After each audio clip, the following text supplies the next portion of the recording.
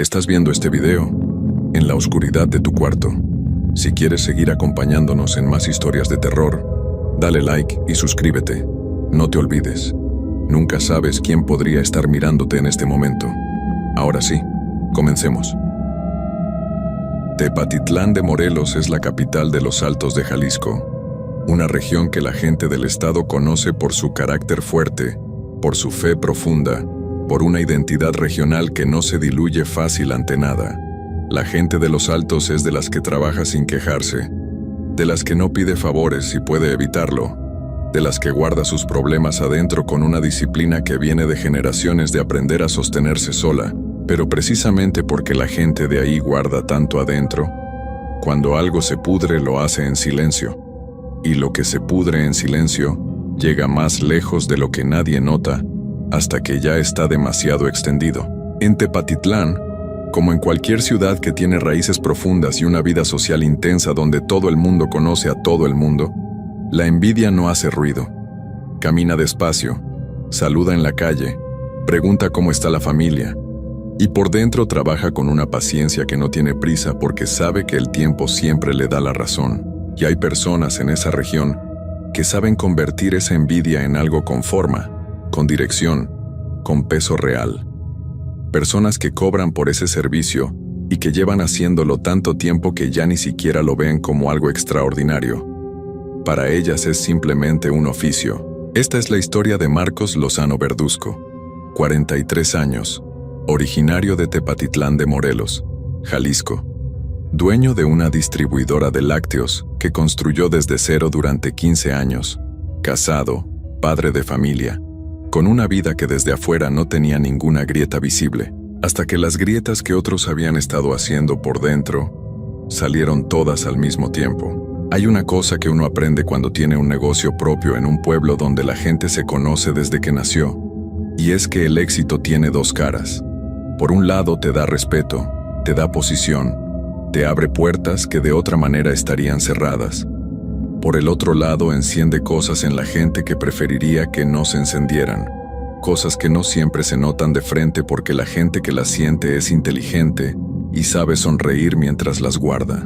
Yo aprendí eso tarde, más tarde de lo que me habría convenido. Me llamo Marcos Lozano Verduzco. Tengo 43 años y soy de Tepatitlán de toda la vida. Mi familia es de aquí, mis amigos de la infancia son de aquí, mi esposa Lorena es de aquí. Monté la distribuidora de lácteos hace 15 años con un préstamo que me costó años pagar, con una camioneta vieja y con rutas que yo mismo hacía manejando desde las 4 de la mañana para llegar a los primeros clientes antes de que abrieran. Fui creciendo despacio, agregando rutas, consiguiendo contratos con tiendas más grandes, metiendo más personal, comprando mejores vehículos. A los 15 años de abrirla tenía 12 empleados, 3 rutas consolidadas que cubrían Tepatitlán y varios municipios cercanos, contratos con 2 cadenas de tiendas de conveniencia y con varios restaurantes y hoteles de la región. No era una empresa grande en términos absolutos, pero en el contexto de Tepatitlán era un negocio visible, reconocido, con nombre propio. Ese nombre propio fue exactamente el problema. El primer indicio de que algo no estaba bien llegó de una manera tan discreta que tardé semanas en reconocerlo como lo que era. Uno de mis choferes más antiguos, un hombre que llevaba 8 años conmigo y en quien yo confiaba plenamente, empezó a llegar tarde. No todos los días, no de manera que justificara una llamada de atención inmediata, sino con esa irregularidad calculada que uno podría atribuir al tráfico, a problemas del carro, a cualquier cosa ordinaria. Pero yo conocía a ese hombre y sabía cómo trabajaba, y algo en esa nueva conducta no cuadraba con lo que yo conocía de él. Luego empezaron las quejas de clientes, pequeñas también, nada que detonara una alarma mayor de inmediato. Un pedido que llegó incompleto, un producto que según el cliente no estaba en las condiciones correctas al momento de la entrega. Una ruta que tardó más de lo normal sin explicación clara. Cada cosa por separado tenía su explicación lógica. Juntas formaban un patrón que yo empecé a ver pero que no quería ver del todo porque verlo significaba empezar a desconfiar de gente que llevaba años conmigo. El tercer elemento fue algo más personal. Lorena, mi esposa, Empezó a tener problemas de salud que los médicos no lograban explicar del todo bien. No era una enfermedad con nombre claro. Era un conjunto de síntomas que aparecían y desaparecían sin lógica aparente. Cansancio extremo que no cedía con el descanso. Dolores de cabeza persistentes que los analgésicos solo atenuaban sin resolver. Una tristeza que ella misma describía como una nube encima, como algo que le pesaba sin que hubiera una razón específica que lo justificara. Los médicos le hicieron estudios. Todo salía dentro de parámetros normales. Le recetaron cosas que ayudaban un poco, pero no del todo. Le sugerían estrés, le sugerían que descansara más, le sugerían cambios en la alimentación. Lorena siguió todos los consejos. Las cosas mejoraban un poco, luego volvían. Yo la veía deteriorarse de manera gradual y sentía una impotencia que no sabía dónde poner. Lorena era una mujer de energía natural, de esas que llenan los cuartos donde entran con su sola presencia, y verla apagada de esa manera me pesaba de una forma que el trabajo y las preocupaciones del negocio no lograban distraer del todo. Fue mi mamá quien primero lo dijo en voz alta. Vino a visitarnos un domingo y estuvo con Lorena un buen rato en la cocina mientras yo atendía unas llamadas del negocio. Cuando me senté con ellas a comer, mi mamá me miró de esa manera que las madres de los altos perfeccionan con los años, esa mirada que no pregunta sino que afirma, y me dijo que Lorena no estaba enferma de las que cura el médico. Lorena se quedó callada. No dijo que sí ni que no. Solo se quedó callada, que en cierta manera era más elocuente que cualquier respuesta. Le pregunté a mi mamá qué quería decir.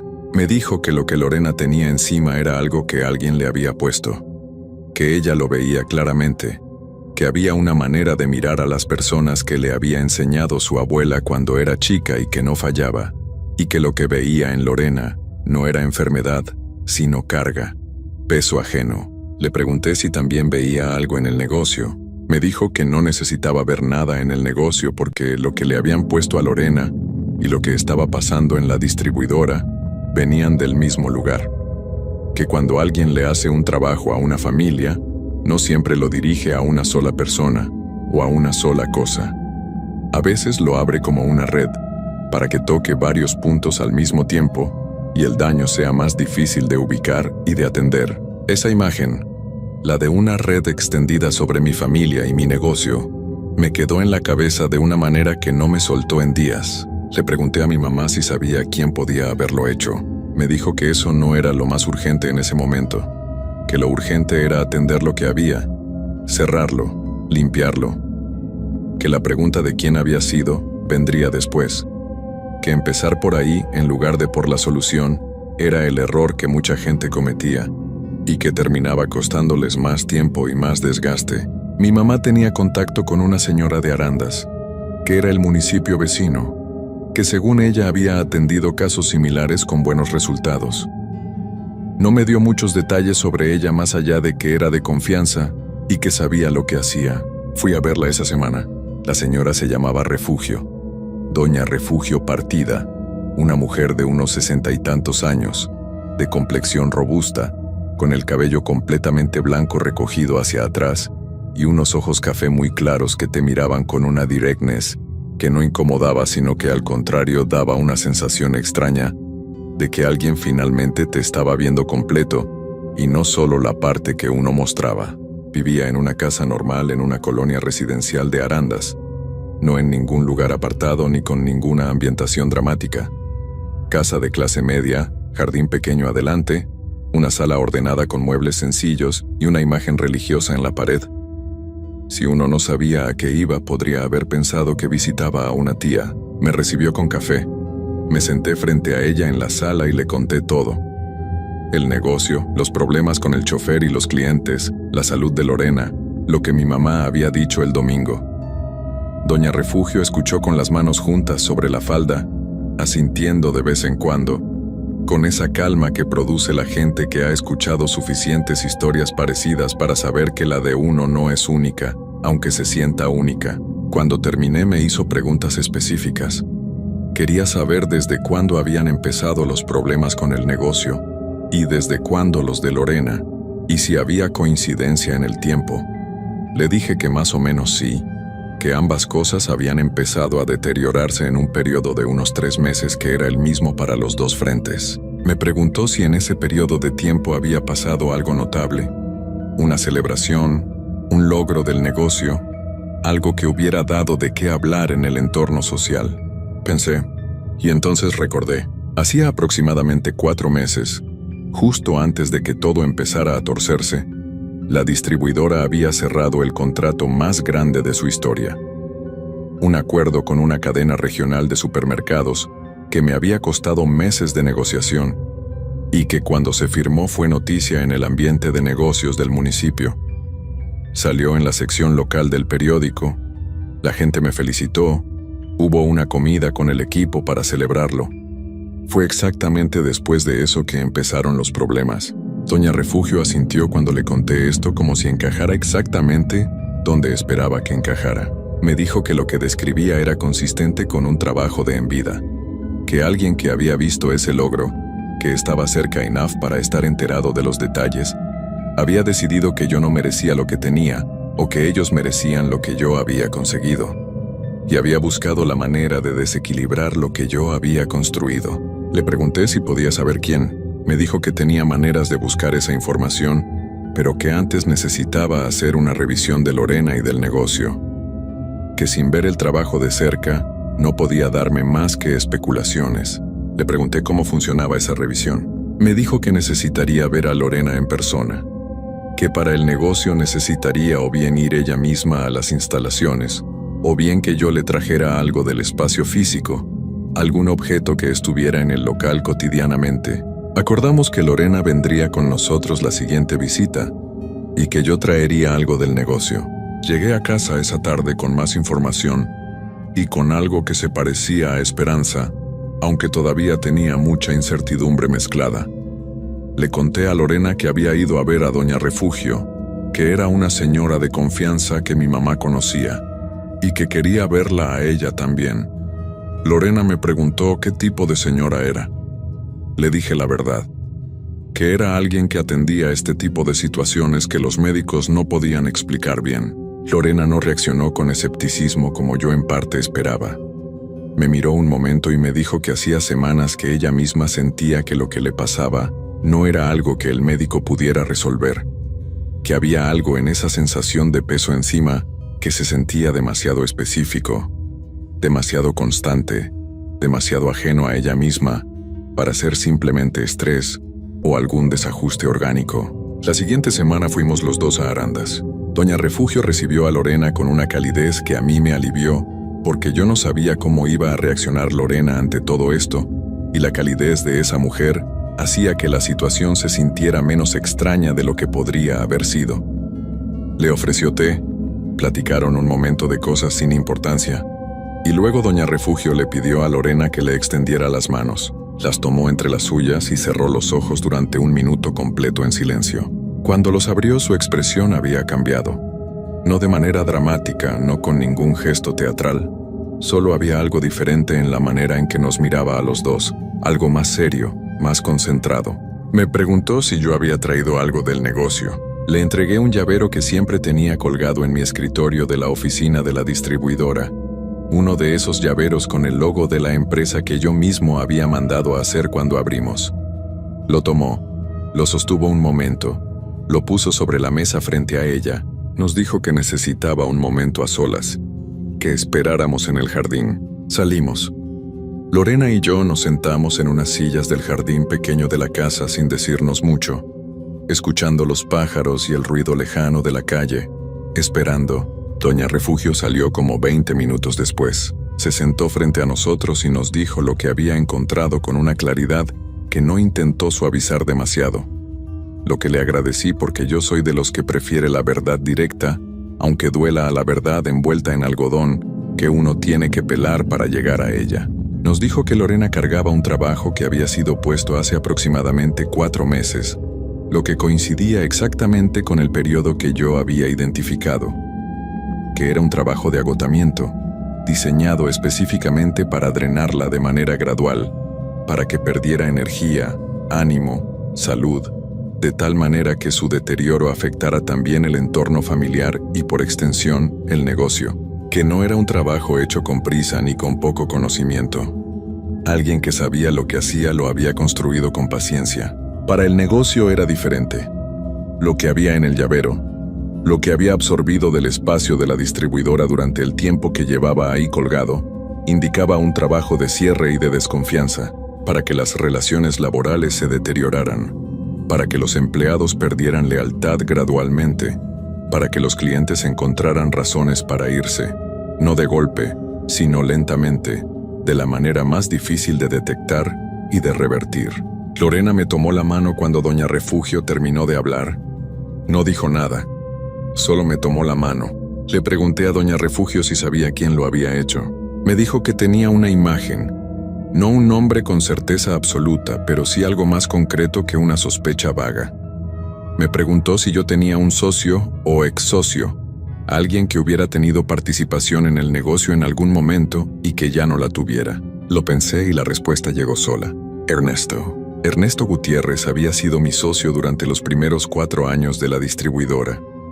Habíamos arrancado juntos, habíamos puesto capital los dos, habíamos trabajado hombro a hombro en los años más difíciles, pero con el tiempo nuestras visiones del negocio se fueron separando. Él quería crecer más rápido, tomar más riesgos, pedir más financiamiento. Yo era más conservador, prefería crecer sólido aunque fuera más lento. Las discusiones fueron escalando hasta que acordamos separarnos. Le compré su parte a un precio que los dos acordamos y que en su momento pareció justo para los dos. Pero Ernesto no lo había visto así con el tiempo. Años después, por comentarios de conocidos, me había llegado que Ernesto decía que yo lo había sacado del negocio cuando ya estaba a punto de despegar, que me había quedado con el fruto de su trabajo, que la distribuidora era tan suya como mía y que yo me la había quedado con maña. Nada de eso era cierto. La separación había sido limpia, documentada, acordada. Pero la narrativa que Ernesto había construido en su cabeza sobre lo que había pasado claramente no era esa. Y cuando la distribuidora firmó el contrato más grande de su historia, esa narrativa en la cabeza de Ernesto debió haberse vuelto insoportable. Le conté todo esto a doña Refugio. Escuchó, asintió. Me dijo que eso era consistente con lo que ella había visto. Le pregunté qué podía hacerse. Me dijo que podía trabajar en limpiar a Lorena y en neutralizar lo que había en el negocio, que era un trabajo que llevaría varias semanas, que requeriría algunas sesiones, y que durante ese tiempo yo debía seguir ciertas indicaciones para no interferir con el proceso.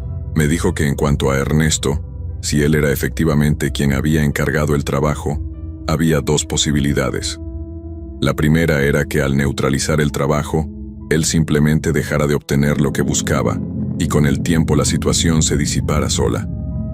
La segunda era que al sentir que el trabajo se deshacía, buscara reforzarlo o reemplazarlo con algo nuevo. Le pregunté cómo sabríamos cuál de las 2 pasaría. Me dijo que eso dependía de qué tan profundo era el resentimiento de Ernesto y de con quién estuviera trabajando. Que si era alguien con conocimiento real y con intención sostenida, probablemente lo segundo. Que si era alguien que había recurrido a esto en un momento de rabia sin más seguimiento después, probablemente lo primero. Le pregunté qué hacíamos en el caso de que fuera lo segundo. Me dijo que para eso había que estar preparados, que la mejor preparación no era un contraataque sino una protección sólida, construida con tiempo y con intención clara, que hiciera que cualquier nuevo intento encontrara una superficie donde no pudiera agarrarse. Le dije que hiciera lo que considerara necesario, que confiaba en su criterio. Doña Refugio inició el trabajo esa misma semana. Las primeras sesiones fueron con Lorena, que iba a Arandas 2 veces por semana durante las primeras 2 semanas. Yo la llevaba cuando podía, y cuando no podía, ella iba sola, porque ya se sentía cómoda con doña Refugio, de una manera que me alegró ver. Lorena era escéptica por naturaleza, más que yo incluso, y que ella se sintiera bien en ese proceso me daba confianza de que estábamos en el lugar correcto.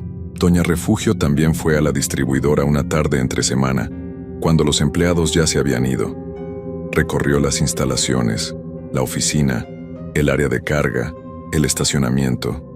Hizo cosas que yo observé sin preguntar demasiado. siguiendo el principio que ya había aprendido de que con este tipo de personas las preguntas de más no siempre ayudan. Fue durante esa visita a la distribuidora que encontró algo. Estaba en la oficina, específicamente dentro de uno de los cajones del escritorio de recepción, el que usaba la persona que atendía llamadas y recibía a clientes. Era algo pequeño, envuelto en papel de estraza, atado con un hilo. Doña Refugio lo encontró sin buscarlo específicamente.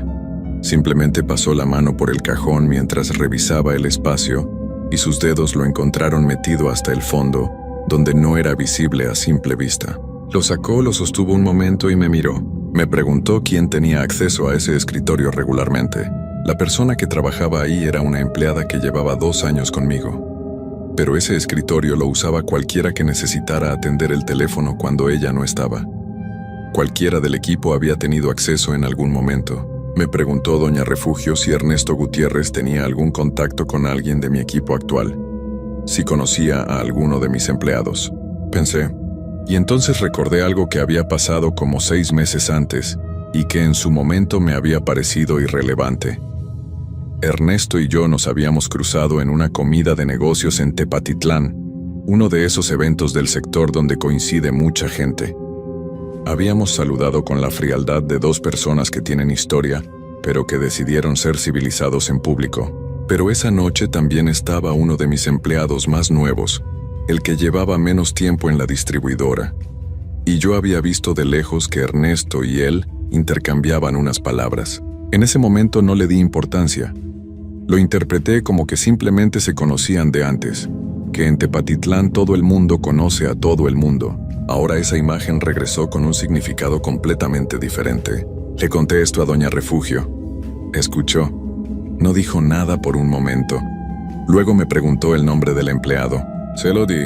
Me dijo que no hiciera nada todavía, que no lo confrontara ni lo dejara ir de manera abrupta, que esperara a que el trabajo de limpieza avanzara un poco más antes de tomar decisiones sobre el personal, porque hacer movimientos bruscos en ese momento podía alertar a quien estaba detrás de todo esto y provocar una respuesta que complicara lo que ella estaba haciendo. Asentí aunque me costó. Soy de los que prefiere actuar cuando identifica un problema y la espera siempre me ha resultado difícil, pero esperé. Y mientras esperaba, semana a semana, las cosas en la distribuidora y en la salud de Lorena fueron cambiando de manera gradual, pero perceptible. Lorena fue la primera en notar el cambio de manera concreta. Me lo dijo una mañana mientras desayunábamos, sin que yo le hubiera preguntado, como quien comparte una observación que lleva días guardando para estar seguro antes de decirla. Me dijo que hacía 3 días que se despertaba sin la nube encima, que el cansancio seguía siendo real, pero era diferente. Era el cansancio normal de alguien que ha dormido y que tiene un día por delante, no ese peso aplastante que la tenía tirada desde meses atrás. Que los dolores de cabeza habían bajado de intensidad de manera notable. Lo dijo con una cautela que yo entendí. Cuando uno lleva mucho tiempo sintiéndose mal, la mejoría da miedo. Uno no se la cree del todo de inmediato porque ya aprendió que las cosas pueden volver, y esa precaución se convierte en una forma de protegerse de la decepción. Pero los días siguientes confirmaron lo que ella había notado. La mejoría era real y sostenida. En el negocio las cosas también empezaron a moverse diferente. El chofer que había estado llegando tarde se regularizó sin que yo le dijera nada adicional al respecto, como si algo que lo había estado distrayendo hubiera dejado de estar ahí. Las quejas de clientes cesaron. Hubo una semana en que 3 clientes que habían reducido sus pedidos en los meses anteriores los incrementaron de nuevo, casi al mismo tiempo, sin ninguna acción comercial de mi parte que lo explicara.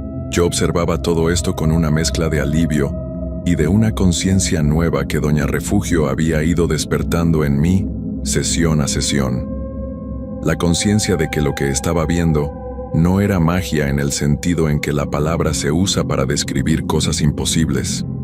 Era simplemente el resultado de remover obstáculos que alguien había puesto con intención, y al quitarlos, las cosas volvían a fluir como fluyen cuando no hay nada bloqueándolas. A las 3 semanas del inicio del trabajo, doña Refugio me citó sola, sin Lorena, en su casa de Arandas. Me dijo que el trabajo de limpieza sobre Lorena estaba prácticamente completo, que necesitaba una sesión más para cerrar bien lo que había abierto, pero que el peso que ella cargaba había sido removido en su mayor parte y que lo que quedaba era residual, que el cuerpo de Lorena lo iría procesando solo en las semanas siguientes.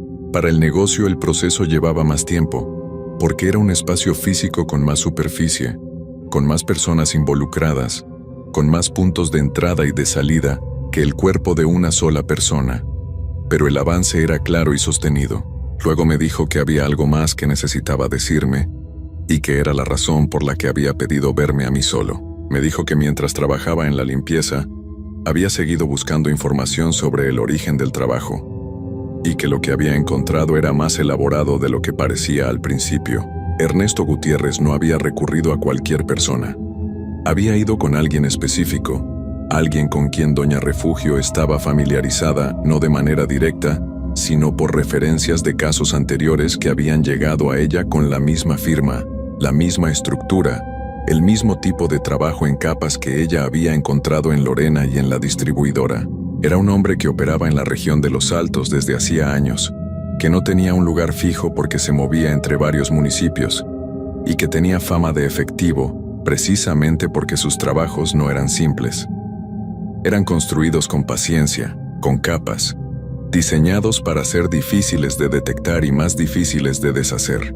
Le pregunté si eso significaba que lo que ella estaba haciendo no iba a ser suficiente. Me dijo que lo que ella estaba haciendo era suficiente para lo que ya había sido puesto, que el trabajo original estaba siendo neutralizado, pero que había una posibilidad real de que cuando esa persona, el hombre que había construido el trabajo para Ernesto, sintiera que su trabajo estaba siendo deshecho, interviniera de nuevo.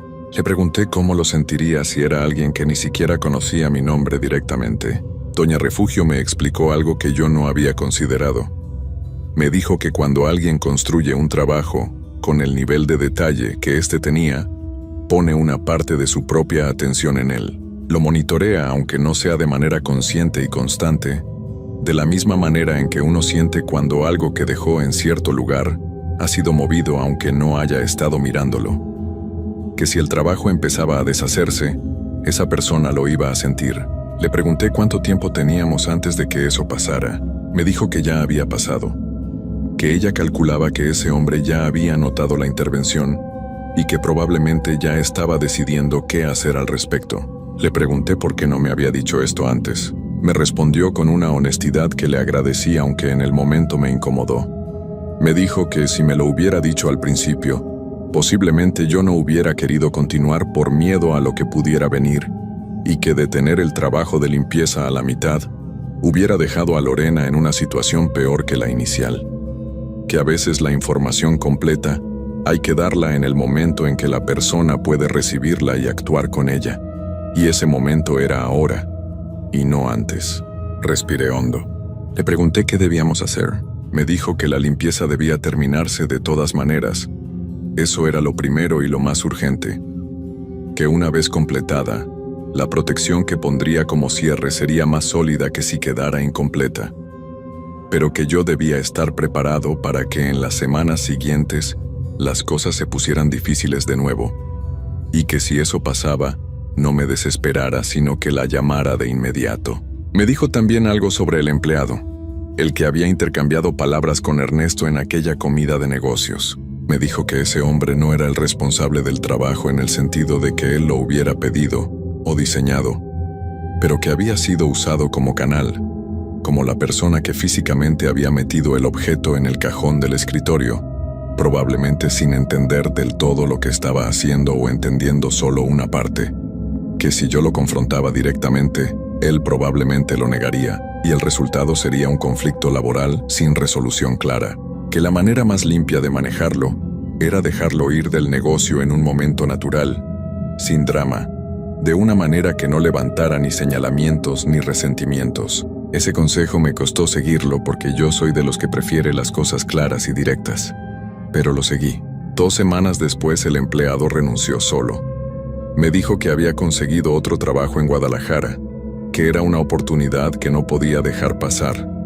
Firmamos los papeles de la manera más cordial posible y se fue sin incidentes. La última sesión de Doña Refugio fue una tarde de jueves en que Lorena y yo fuimos juntos a Arandas. Fue la más larga de todas, casi 3 horas, y al final de ella Doña Refugio hizo algo en la entrada de nuestra casa, que nosotros le habíamos abierto para que lo hiciera, y algo en la distribuidora que ella realizó mientras yo estaba presente y Lorena esperaba afuera. Cuando terminó nos dijo que el trabajo estaba cerrado de su lado, que Lorena estaba limpia, que el negocio tenía lo que necesitaba, y que la protección que había puesto era sólida pero no invencible, que ninguna protección lo es, y que la mejor manera de mantenerla activa era no bajar la guardia en cuanto a quién entraba a los espacios importantes de nuestra vida. Le pregunté por el hombre que había construido el trabajo original, el que operaba en los altos. Si creía que iba a intentar algo más. Doña Refugio consideró la pregunta con la seriedad que siempre le daba a todo. Me dijo que dependía de si Ernesto seguía alimentando la intención, que ese tipo de trabajos necesitaban ser renovados, mantenidos, que no funcionaban indefinidamente solos, que si Ernesto seguía pagando por la atención de ese hombre, habría nuevos intentos, que si Ernesto había perdido el interés o los recursos para sostenerlo, el asunto probablemente se cerraría solo con el tiempo. Le pregunté si había alguna manera de saber cuál de los 2 escenarios era el real. Me dijo que no con certeza, que esa era la parte que ella no podía controlar porque dependía de las decisiones de otra persona, y las decisiones de otras personas estaban fuera del alcance de cualquier trabajo, el suyo incluido. Lo que siguió en los meses posteriores fue una normalidad que al principio yo recibía con desconfianza y que con el tiempo fui aprendiendo a aceptar como lo que era. Normalidad real. Las cosas en el negocio funcionando como debían funcionar. Lorena recuperada, con esa energía suya de siempre que yo había extrañado más de lo que había admitido en voz alta. Hubo 2 momentos en esos meses en que algo me puso en alerta. El primero fue como 2 meses después de la última sesión con Doña Refugio. Llegué a la distribuidora una mañana y había un olor en la oficina que no supe identificar. Algo suave pero persistente, que no correspondía a ninguna fuente visible. Llamé a Doña Refugio de inmediato. Me dijo que revisara los cajones del escritorio y los rincones menos visibles de la oficina. Encontré algo en el baño del personal, detrás del espejo metido entre el espejo y la pared. Era pequeño, de tela, similar a lo que ella había encontrado la primera vez, aunque no idéntico. Doña Refugio vino al día siguiente. Lo retiró. Hizo un trabajo de refuerzo de las protecciones.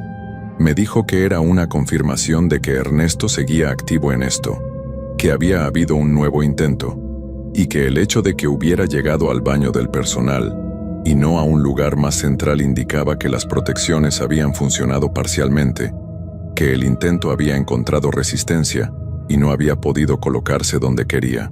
Le pregunté quién lo había metido ahí si el empleado que Ernesto conocía ya no estaba. Me dijo que no siempre era una persona del equipo, que a veces era suficiente con que alguien entrara una sola vez, un proveedor, un cliente, cualquiera con acceso aunque fuera breve. Eso me dio una dimensión nueva de la vulnerabilidad de cualquier espacio. Cualquier persona que cruzaba la puerta de la distribuidora podía convertirse en un vehículo sin saberlo o sabiéndolo. El segundo momento de alerta fue personal, y fue el que más me afectó porque llegó por donde menos lo esperaba. Lorena tuvo una semana difícil como 3 meses después de la última sesión. No igual que antes, no con esa gravedad, pero sí con algunos de los síntomas que había tenido al principio. El cansancio, la tristeza sin razón específica. Duró 4 días, y luego se fue. Doña Refugio, cuando le conté, dijo que era posible que hubiera sido un eco, algo residual del trabajo original que se manifestaba de manera decreciente, como las réplicas de un temblor que van siendo cada vez menores. Que si no regresaba con la misma intensidad que antes podíamos considerarlo parte del proceso normal de cierre. No regresó con esa intensidad. Fue la última vez que Lorena tuvo algo así. Ernesto Gutiérrez y yo no volvimos a tener ningún contacto directo después de todo esto. Lo vi una vez en el centro de Tepatitlán, de lejos, y no cruzamos mirada. Su negocio, el que había intentado arrancar después de salir de la distribuidora, Nunca terminó de consolidarse según lo que llegaba por comentarios de conocidos. No sé si eso tenía relación con algo, o si simplemente las cosas no le habían salido bien por sus propias razones. Dejé de hacer esa pregunta hace tiempo porque, como me dijo el padre Refugio en otra historia que no es la mía, obsesionarse con las preguntas sin respuesta es seguir dándole energía a algo que es mejor dejar morir de inanición. Doña Refugio partida sigue en Arandas. La visité una vez el año pasado, no por ningún problema, sino simplemente para saludar y para llevarle algo de parte de Lorena, que quería agradecerle de manera tangible. La encontré igual, con su café y su sala ordenada, y sus ojos claros que te miran completo. Me preguntó cómo estaban las cosas. Le dije que bien, que estables, que el negocio seguía creciendo de manera sostenida y que Lorena estaba perfectamente. Asintió con esa calma suya y me dijo que me alegraba, con una sencillez que no tenía nada de falsa modestia, sino de alguien que hace su trabajo, lo hace bien, y no necesita más reconocimiento que saber que funcionó. Antes de irme me dijo algo que no esperaba porque no venía de ninguna conversación previa que lo hubiera motivado.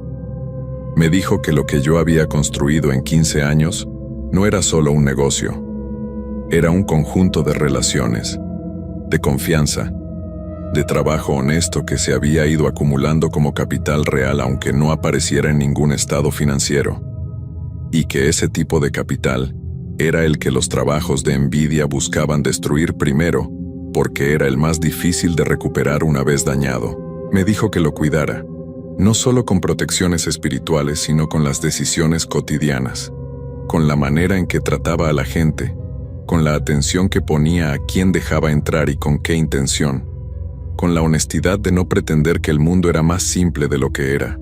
Manejé de regreso a Tepatitlán con esas palabras procesándose en algún lugar tranquilo de la cabeza. Lo que me quedó de todo este proceso no es fácil de resumir porque no es una sola cosa. Es un conjunto de capas, igual que el trabajo que alguien construyó para hacerme daño, solo que estas capas son distintas. Quedó una relación diferente con Lorena. No mejor ni peor en términos simples, sino más honesta. Habíamos pasado por algo juntos que la mayoría de las parejas no pasan, y habíamos salido del otro lado hablando más, ocultando menos, confiando en que el otro podía recibir la verdad aunque fuera difícil. Eso vale más de lo que parece desde afuera. Quedó una manera diferente de manejar el negocio, más atento a los espacios, a las personas, a los cambios de comportamiento que antes yo hubiera atribuido a causas ordinarias sin examinarlos más. No desde la paranoia, sino desde una atención que antes no tenía porque no sabía que necesitaba tenerla. Quedó la pregunta de Ernesto que nunca resolví del todo. No sé si algún día voy a saber con certeza si fue él. Tengo indicios que apuntan hacia ahí y que son suficientemente consistentes para que yo los tome como respuesta probable. Pero la certeza absoluta no llegó y probablemente no va a llegar. Aprendí a vivir con eso. Y quedó algo más pequeño, pero que aparece de vez en cuando en momentos que no espero. Hay tardes en que me quedo un momento más en la distribuidora después de que todos se van, revisando que todo esté en orden antes de irme. Y en esa revisión que hago mecánicamente, incluyo ahora cosas que antes no incluía. Los cajones, los rincones, los espacios detrás de los objetos fijos, los lugares donde algo pequeño podría meterse sin ser visto fácilmente. No lo hago con miedo. Lo hago con la misma naturalidad con que uno revisa que las puertas estén cerradas antes de dormir. Es simplemente parte de lo que significa cuidar lo que uno construyó, porque aprendí, de la manera más cara y más real que existe, que lo que se construye con años de trabajo puede ser atacado por alguien que lo único que pone de su parte es la envidia y la disposición de pagar a quien sabe convertirla en daño, y que la mejor defensa no es nunca el contraataque, es conocer bien los propios espacios, saber quién entra, saber qué se mueve, saber cuándo algo que no debería estar ahí está ahí, y actuar antes de que lo pequeño se vuelva grande, porque lo que crece en silencio, lo aprendí en carne propia, siempre crece más de lo que uno calcula cuando no lo está viendo, siempre.